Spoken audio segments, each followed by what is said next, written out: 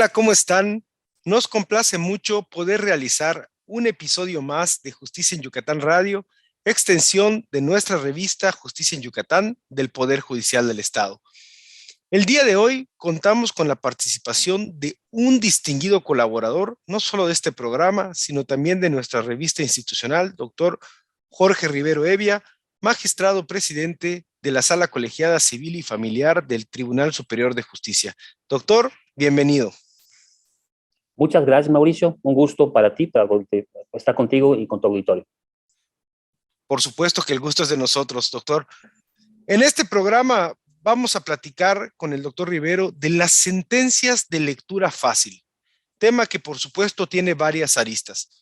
Pero para empezar, sabemos que como parte de una resolución de apelación por un caso de diligencias de alimentos provisionales, la Sala Civil y Familiar del Tribunal Superior de Justicia determinó emitir una versión de sentencia en formato de lectura fácil en español y en lengua maya, lo que constituye un gran precedente en materia familiar en Yucatán y en materia de acceso a la justicia. Así que, antes de entrar en materia, me gustaría precisar que este programa busca acercar la impartición de justicia precisamente en un lenguaje sencillo para todos los ciudadanos. Por ello, para poner en contexto a nuestra audiencia, le pregunto al doctor Rivero, ¿qué es una sentencia en el amplio sentido de la palabra? Bien, pues los jueces, juezas, tribunales, hablamos a través de nuestras resoluciones. Una sentencia es una forma de emitir una resolución. Todos los códigos procesales pues, dividen las decisiones que por escrito dictan los jueces en autos, decretos y sentencias.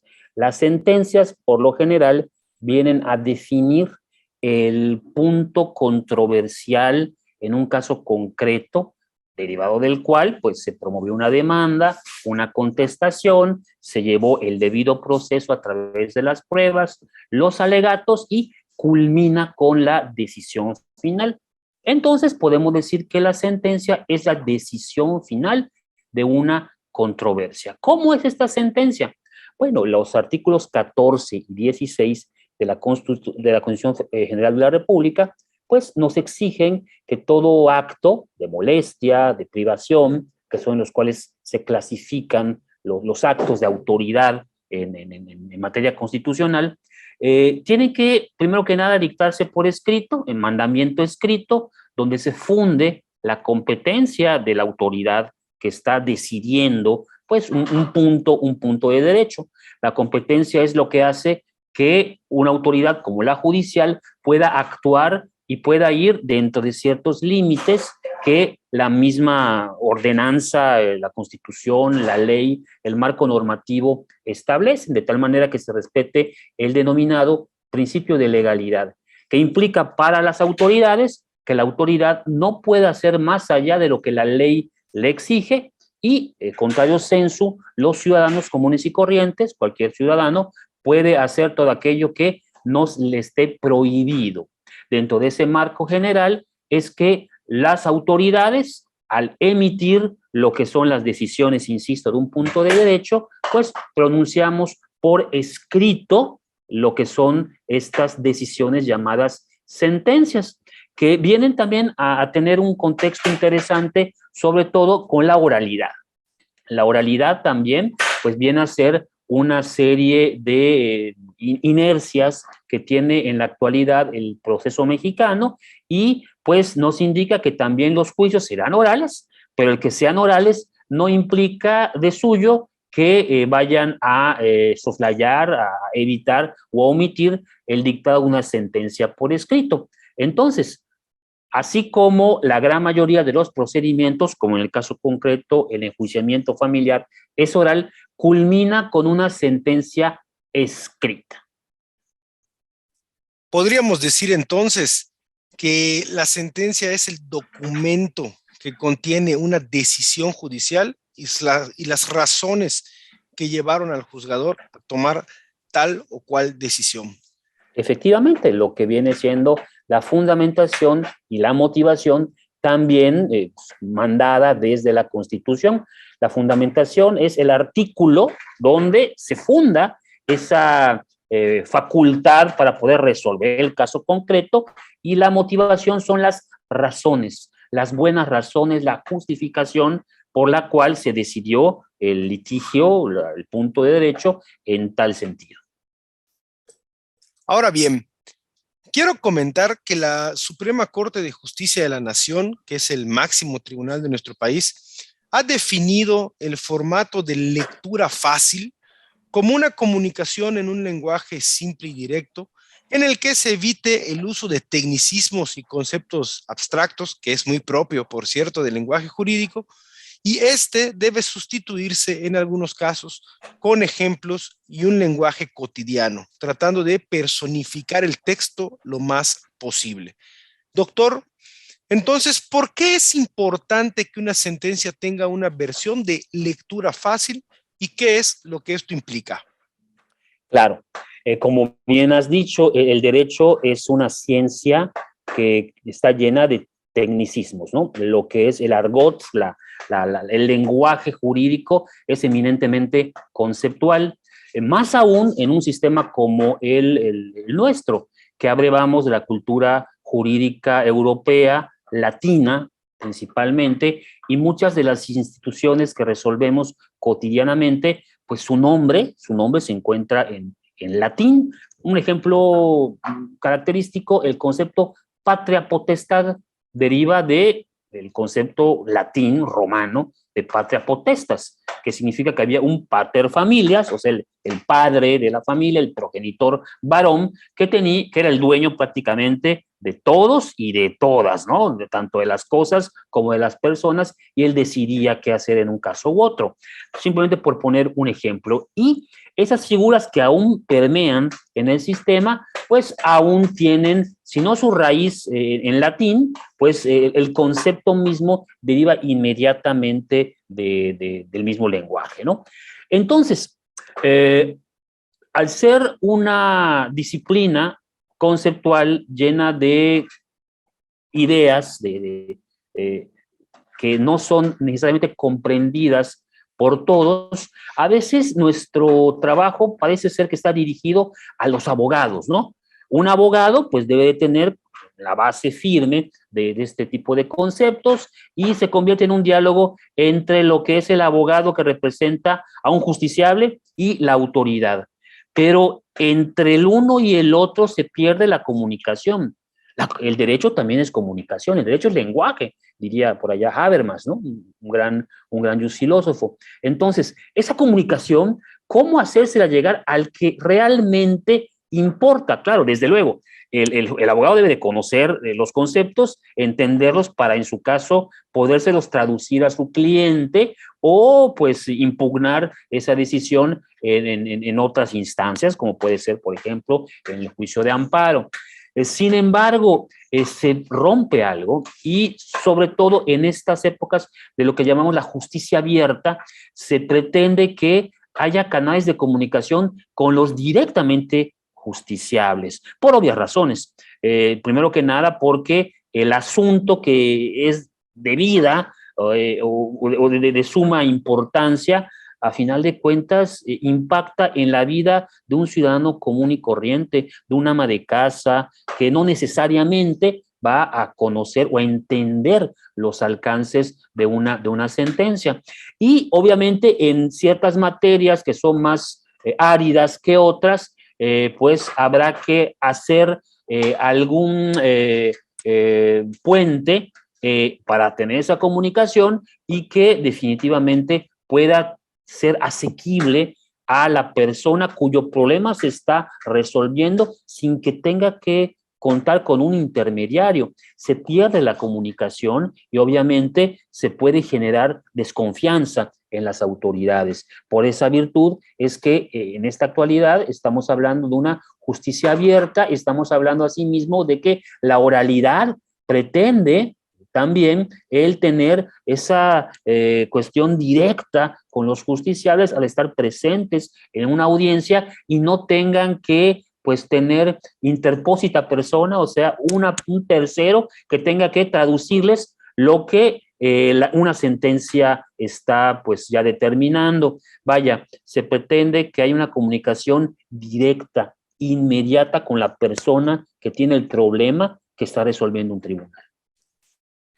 De acuerdo a lo difundido por el propio Poder Judicial y a grandes rasgos, ¿en qué consistió el caso concreto del que motiva la elaboración de este programa y la determinación de emitir esta sentencia de lectura fácil y su respectiva versión en lengua maya?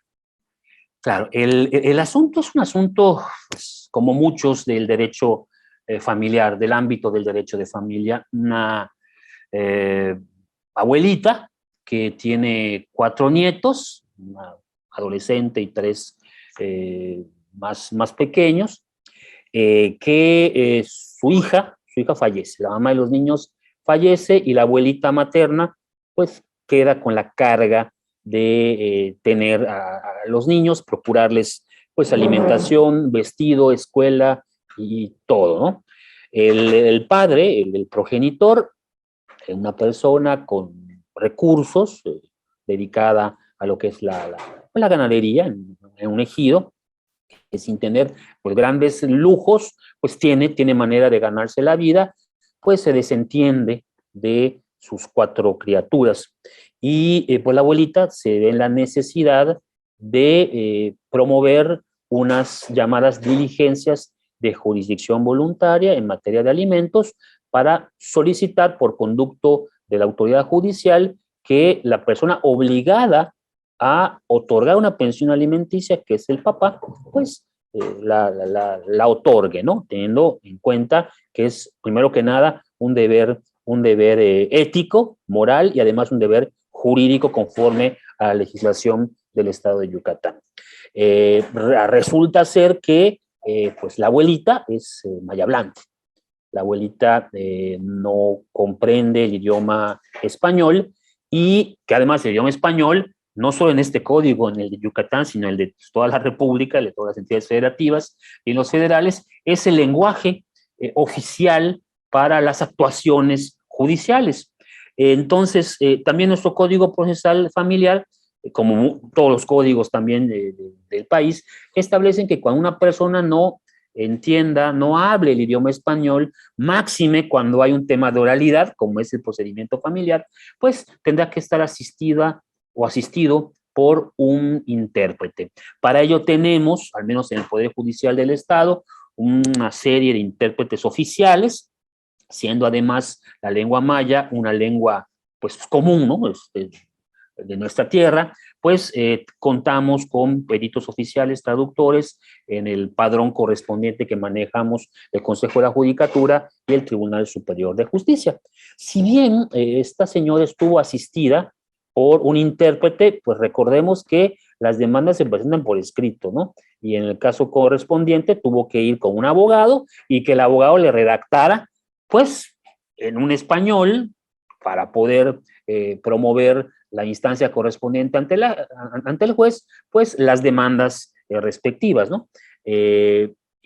Así inicia el juicio, se lleva a cabo lo que son, bueno, no es un juicio, es un procedimiento de ejecución voluntaria, se lleva a cabo lo que es la recepción de las probanzas, testigos, documentos y demás informes, y se determina lo que es, en lo que viene siendo la sentencia, la obligación de pagar los alimentos. Insisto, estuve asistida durante, de hecho es una audiencia nada más la que se lleva, la audiencia preliminar, y ahí se dicta la sentencia, estuvo asistida de un intérprete. Sin embargo, pues la sentencia de primera instancia se dictó por escrito. Se le notifica al obligado, que es el padre de los 4 niños, niñas y adolescentes, entonces viene a interponer, porque no está de acuerdo con la sentencia, un recurso de apelación. El recurso de apelación ya es competencia no de un juez, que fue el que resolvió los alimentos en esa sentencia inicial, sino ya responsabilidad de las salas del Tribunal Superior de Justicia. En el caso correspondiente, nos toca a la sala colegiada civil y familiar, que estamos integrados por 3 personas, la magistrada Migdalia Rodríguez Arcobedo, la magistrada Adaluceli Cámara Vallejos, y aquí tu servidor Jorge Rivero Evia, y ese recurso de apelación, pues ahí vienen lo que son las inconformidades que el señor tenía en contra de la sentencia del juez de primer grado. Le corresponde a la magistrada Adaluceli Cámara Vallejo ser la ponente, o sea, es quien redacta a su vez la sentencia de apelación y pues de manera colegiada los tres votamos por unanimidad para que sea modificada la sentencia. ¿En qué términos se dictó la sentencia? Por una parte se confirma la obligación alimentaria, eso queda firme, puesto que es obligación del señor el mantener, el sostener a sus hijos, ¿no? Y se determina una cantidad de dinero para que él pague mensualmente la pensión. El único que se vino a modificar fue en relación con el aseguramiento. El aseguramiento es una figura que sirve para, como su nombre lo indica, afianzar, asegurar que la pensión se vaya a pagar. Y independientemente del depósito que tendrá que hacer mensualmente de la cantidad determinada, se asegura mediante otro tipo de iniciativas. En este caso, se embargaron 4 bienes, ¿no? Sin embargo, se indicó que con un bien bastaba para tener lo que es debidamente asegurada la cantidad y se liberaron otros, ¿no? Esa resolución tiene requisitos formales en el Código Procesal Familiar. Este código establece todo lo que requiere una sentencia. Sin embargo, nuestro código no establece un formato de lectura fácil, ni nos dice qué hacer en caso de que una sentencia que está en español, con requisitos de fundamentación y motivación por escrito, pues se tenga que brindar a una persona que sea mayablante. De tal manera que decide la sala, primero que nada, en atención al caso concreto, redactar una versión que no sustituye a la versión oficial, porque la versión oficial es la que va a ser impugnada seguramente en amparo, y es la que habla por nosotros, ¿no? La que se emite como formato de lectura fácil es una versión mínima, es una versión, supongamos, si tiene 15 páginas la resolución formal, conforme al código, esta tiene una cuartilla, si acaso, ¿no? Donde en párrafos breves, sin conceptos jurídicos elevados, se le explica al justiciable, a la persona cuyo problema se está resolviendo por la autoridad, en términos muy sencillos, en qué consistió lo que decidimos. Ahora bien, estos formatos de lectura fácil, pues cada vez son más comunes a nivel nacional, en donde de manera sencilla se le da a entender a la persona qué es aquello que se está resolviendo. Entonces, aquí el tema viene a ser que se redacta en formato sencillo en español inicialmente y luego se hace una traducción a la lengua maya. Aquí en el tribunal, pues tenemos expertos que se encargan de hacer este tipo de traducciones, peritos, insisto, pues con todas las credenciales que se exigen. Y entonces tenemos 2 formatos, el formato de lectura fácil en español y el formato en lectura fácil de lo que viene siendo la lengua maya. Sin embargo, además de eso, se ordena en lo que es nuestra resolución que se verifique, que se realice una audiencia con el juez de origen donde a través de un intérprete se le lea a esta persona lo que es el formato de lectura fácil en maya. ¿Por qué? Es un lugar común, es una cuestión además que sucede, que quienes hablan la lengua maya, pues no necesariamente leen lengua maya, porque pues igual es complicada la escritura. Y pues de nada serviría el formato en maya de lectura fácil si esta persona pues no sabe leer ni escribir en maya, ¿no? Entonces, pues se le va a realizar, cuando ya se notifique la sentencia, una audiencia ante el juez familiar que se encuentra allá en el área, que es en Tizimín, para que cite una audiencia a la abuelita y le lean, expliquen de manera sencillita, tal y como está en el formato de lectura fácil, en qué consistió la modificación, pues, que decidió tener en cuanto al caso concreto la Sala Colegiada Civil y Familiar. Me llama la atención, magistrado, sobre estos formatos, que la Suprema Corte también ha referido que para la elaboración de estas versiones de lectura fácil debe emplearse una tipografía clara, con un tamaño accesible, con párrafos cortos, como usted ya mencionó, sin justificar, a efecto de que el seguimiento de la lectura sea más sencillo. En este sentido, doctor, ¿considera usted que los juzgadores y el personal judicial que apoya con el estudio de los casos requiera de alguna capacitación específica para adiestrarse en la elaboración de este tipo de resoluciones? Totalmente, totalmente. Estamos acostumbrados. Y no es una cuestión de que, bueno, somos muy complicados los abogados, no. El propio sistema jurídico mexicano nos ha llevado a estas sentencias formales enormes, prácticamente inentendibles para el común, con latinajos y con cosas que pues no necesariamente van a, a darse a entender por sí solas, ¿no? Dije al inicio de la charla de hoy, un tribunal habla a través de sus sentencias, pero si esas sentencias son dirigidas a la persona que tiene el problema y esta no la entiende, pues ¿de qué comunicación estamos hablando? Nos hemos hecho así porque históricamente pues, se nos ha exigido resolver de esta manera. Desde hace unos 20 años a la fecha, se ha tratado de cambiar lo que es la redacción de las sentencias. Aún así, pues hemos sido formados en una cultura, sobre todo, pues las generaciones un poco más antiguas, una cultura del derecho escrito. Y la oralidad en México, pues viene a tener, pues es cosa de este siglo, ¿no? Recientemente, si bien hubo otros intentos hace ya algún tiempo, sobre todo con la reforma penal y un poquito antes en otros sistemas anteriores a la reforma de 2008, es que empezamos a hablar de oralidad en materia penal, luego en materia mercantil, materia familiar, y estamos en ciernes de que la materia civil también sea, según el Código Nacional que está por salir, pues también sea oral.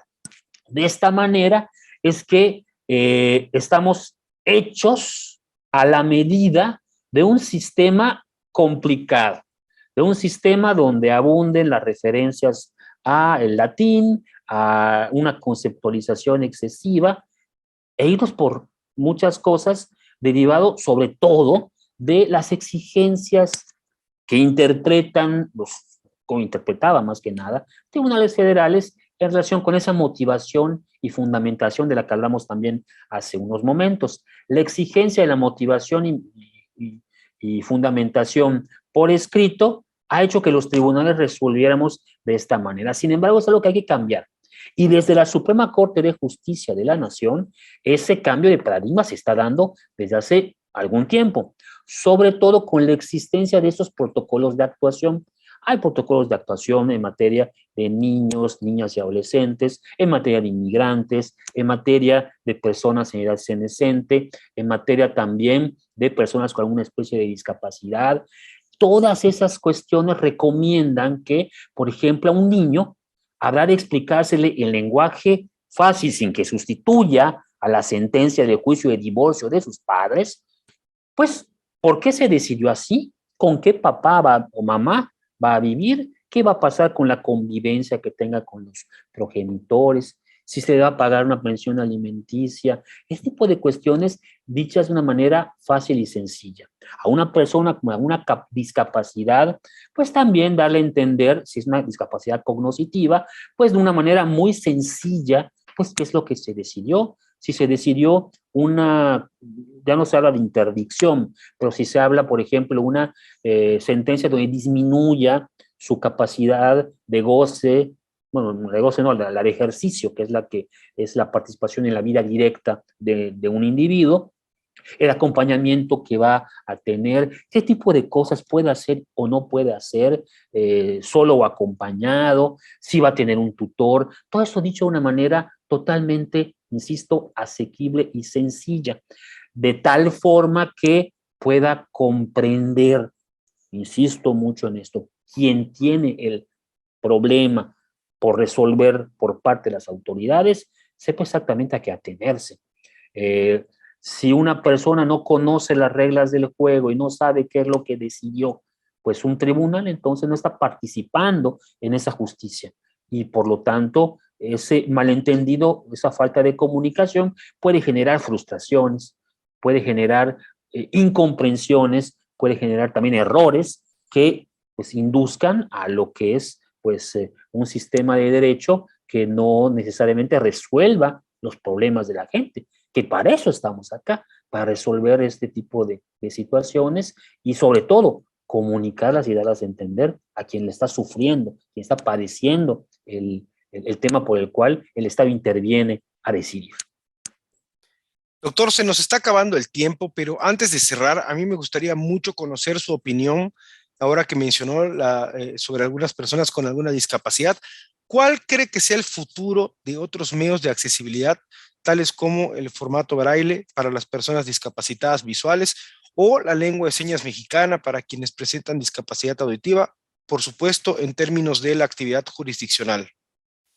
Sí, cada vez vamos a tener que estar, pues, auxiliándonos de expertos y sobre todo de capacitarnos.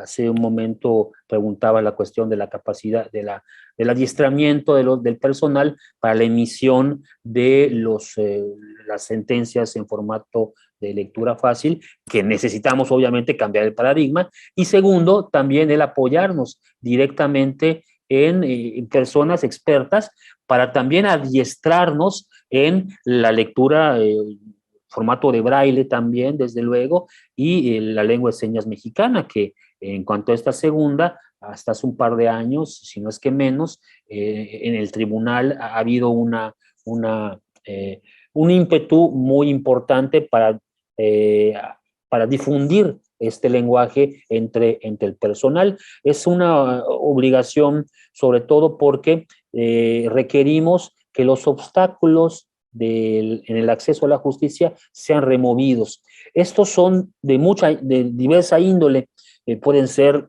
naturales, arquitectónicos, pero los que son formales, los que son eminentemente jurídicos, no nos cuesta tanto el cambiar nuestra manera de pensar, ser empáticos con el más débil y pues hacer todo lo que esté en nuestras manos para, como instituciones, poder hacer llegar lo que es el sentido de la justicia a aquellas personas que más lo necesitan. Sin duda va a representar un reto no solamente para el Poder Judicial de poder implementar los mecanismos de adiestramiento, sino también para los operadores de justicia de querer capacitarse en este sentido, ¿no?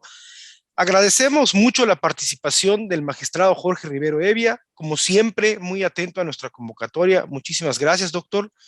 Y a usted, amable audiencia, le invitamos para que nos siga a través del podcast Justicia en Yucatán Radio por la plataforma de Spotify y en YouTube a través de Justicia en Yucatán. Hasta luego, nos vemos en el próximo programa. Gracias, doctor. Hasta luego, un gusto y que pasen un bonito día.